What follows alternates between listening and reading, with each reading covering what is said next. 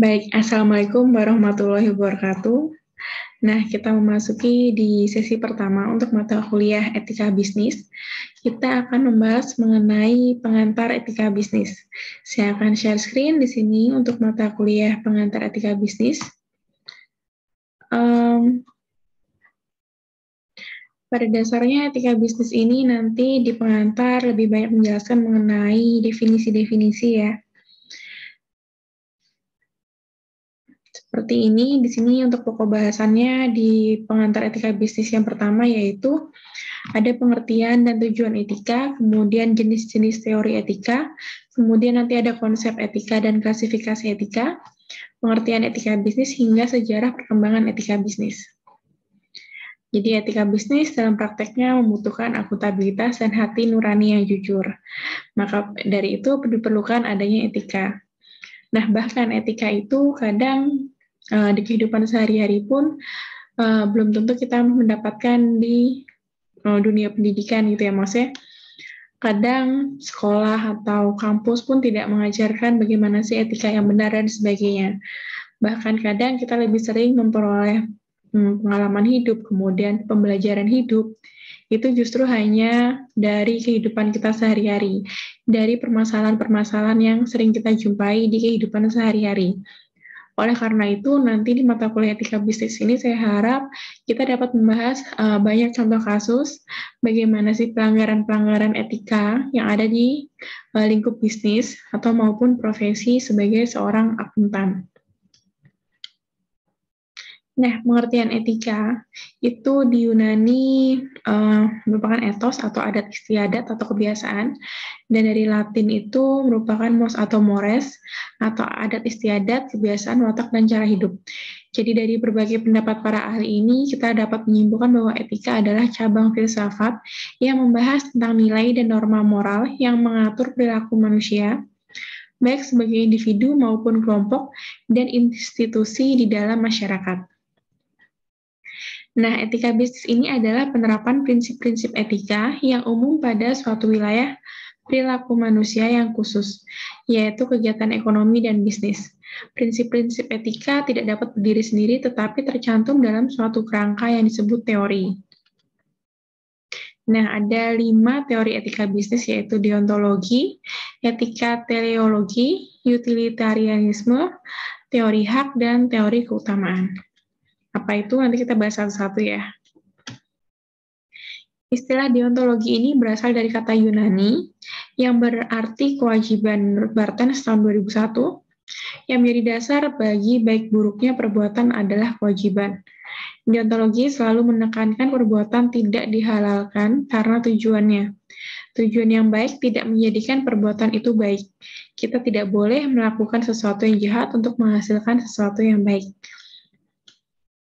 Kemudian kalau etika teleologi, ini berbeda dengan etika deontologi.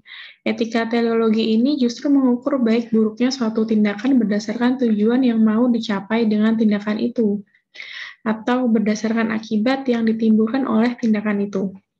Suatu tindakan dinilai baik kalau bertujuan mencapai sesuatu yang baik, atau kalau akibat yang ditimbulkannya baik dan berguna.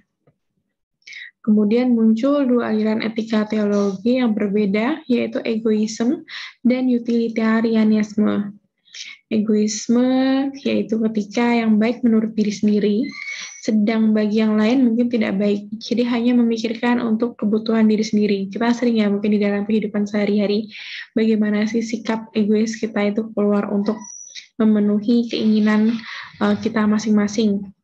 Bahkan kita mungkin tidak memikirkan bagaimana perasaan orang lain. Kemudian sedangkan utilitarianisme yaitu etika yang baik bagi semua pihak. Artinya semua pihak yang terkait langsung maupun tidak langsung akan menerima pengaruh yang baik. Utilitarianisme ini berasal dari kata Latin atau utilitas yang berarti bermanfaat. Menurut teori ini, suatu perbuatan adalah baik jika membawa manfaat. Tetapi manfaat itu harus menyangkut bukan saja 1 atau 2 orang, melainkan masyarakat keseluruhan. Utilitarianisme menekankan pada konsekuensi perbuatan dalam menilai baik buruknya. Jika suatu perbuatan mengakibatkan manfaat paling besar, artinya paling memajukan kemakmuran, kesejahteraan, dan kebahagiaan masyarakat, maka perbuatan itu baik. Begitu juga sebaliknya. Jadi di utilitarianisme ini lebih memikirkan manfaat untuk orang banyak. Nah, kemudian ada teori hak. Pendekatan yang paling banyak dipakai untuk mengevaluasi baik buruknya suatu perusahaan atau perilaku adalah teori hak. Sebetulnya teori hak merupakan suatu aspek dari teori deontologi, karena hak berkaitan dengan kewajiban. Kewajiban seseorang biasanya serentak juga dengan hak orang lain. Hak didasarkan atas martabat manusia, dan martabat manusia semuanya sama. Karena itu hak sangat cocok dengan suasana pemikiran demokratis. Kemudian ada teori keutamaan. Ini ada kejujuran, fairness, kemudian keuletan, dan kepercayaan. Jadi teori keutamaan ini memandang sikap atau akhlak seseorang. Tidak peduli apakah suatu perbuatan tertentu adil, murah hati, atau jujur, melainkan apakah orang itu bersikap adil, jujur, atau murah hati, dan sebagainya. Nah, konsepsi etika merupakan konsepsi norma dan moral di mana ia layak dipakai sebagai sumber acuan bagi kegiatan tertentu di masyarakat dalam konteks hubungan sosial dan antarpersonal di dalam masyarakat universal. Konsep etika dapat diklasifikasikan dalam gambar seperti ini. Etika ada etika umum dan etika khusus. Kemudian di etika khusus terbagi lagi menjadi dua, ada etika individual dan etika sosial. Kemudian di etika sosial dibagi lagi ada etika sesama, etika keluarga, kemudian ada etika profesi, etika politik, hingga etika lingkungan. Nah, ada sejarah etika bisnis. Jadi dulu di bangsa Eropa, bisnis merupakan kegiatan yang bermoral dan harus tunduk pada petunjuk dan hukum agama atau Tuhan. Kemudian pada gereja maupun Islam juga mengharamkan adanya unsur bunga dalam transaksi dan kegiatan bisnis. Atau mungkin pada saat ini kita kenal riba dan sebagainya ya. Kemudian ada manajemen ilmiah, yaitu menemukan cara baru untuk mengelola perusahaan dengan fokus kepada kesehatan pekerja.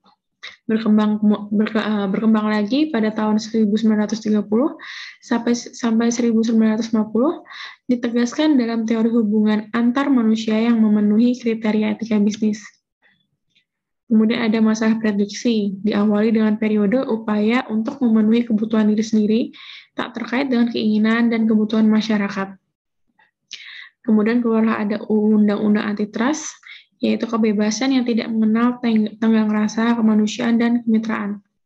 Kemudian muncullah etika bisnis, ada hukum rimba yang memaksa adanya etika bisnis.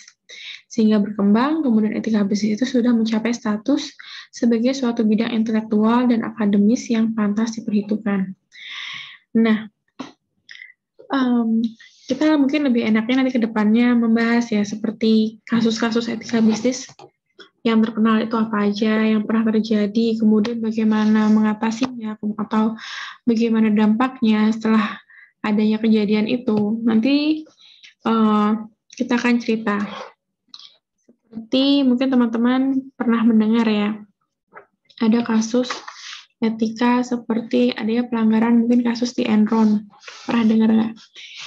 Ada kasus Enron, itu kasus yang besar hingga mengakibatkan adanya keluarnya undang-undang, kemudian adanya peraturan, perlindungan, dan sebagainya. Nanti kita akan membahas kasus-kasus seperti itu. Nanti kan kita ada waktu seperti di minggu-minggu yang tidak ada presentasi kelompok. Nanti kita membahas mengenai kasus-kasus seperti itu. Jadi harapannya dengan teman-teman mempelajari etika, terutama pada etika bisnis dan profesi, ini teman-teman dapat menerapkan etika-etika tersebut di dunia nyata. Maksudnya nanti ketika bekerja atau mungkin ketika bersosialisasi dengan masyarakat, teman-teman mengedepankan etika. Baik mungkin dalam nanti teman-teman mungkin menjadi bisnismen atau teman-teman mungkin nanti bisa menjadi bekerja di suatu instansi maupun suatu pemerintahan dan sebagainya, teman-teman tetap menerapkan etika-etika yang telah kita pelajari di mata kuliah etika bisnis ini. Jadi harapannya teman-teman nanti mampu memiliki etika yang benar, yang baik, dan diharapkan teman-teman juga dapat melakukannya dengan baik, gitu ya. Baik, untuk pengantar saya rasa cukup. Kita bertemu di minggu depan untuk kelompok 1 pada hari Senin. Siap-siap untuk menyiapkan materinya. Saya akhiri. Wassalamualaikum warahmatullahi wabarakatuh.